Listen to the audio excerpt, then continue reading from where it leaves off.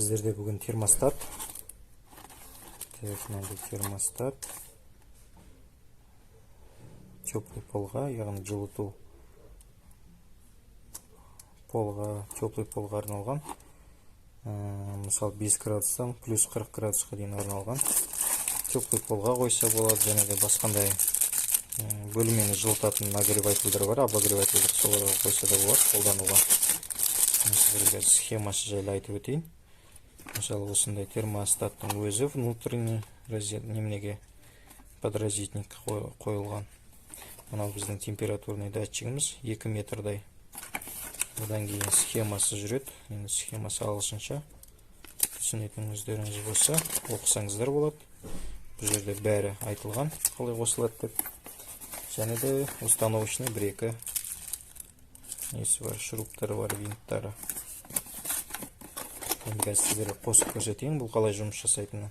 Мына жерде қосылатын, өшетін кнопкасы бар екен, және де регуляторы механический 25 градус, 30 градус деп арналған. Қазір мен сіздерге қосайын. Мысалы, бұл жерде айтылған бірінші, екінші контакт бізде 220 вольт. 220 вольт береміз, одан кейін 3 пен 4-ке прямой 220 шығады деп тұр бұл жерде.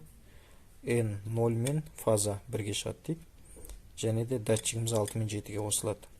Максимальный 16 ампер дейді, 3600 ваттқа дейін қосуға болады, бірақ мен ондай көп қосуға кеңес бермеймін. Бір 6-10 амперлік болады. Біздер қостық. Міне жаңағы айтып өткендей. LN-ға 220-ны қостық, питание. Одан кейін NL-ға біз лампаны қостық. 2 проводын 3 пен 4-ке, 6 мен 7-ге датчикті қостық. Енді қазір көрсетеміз. Міне қазір лампы қосылып тұр. Негізі термостат. Біз 25 температура қойдық. Біздің помещениемізде 25 градус температура бар.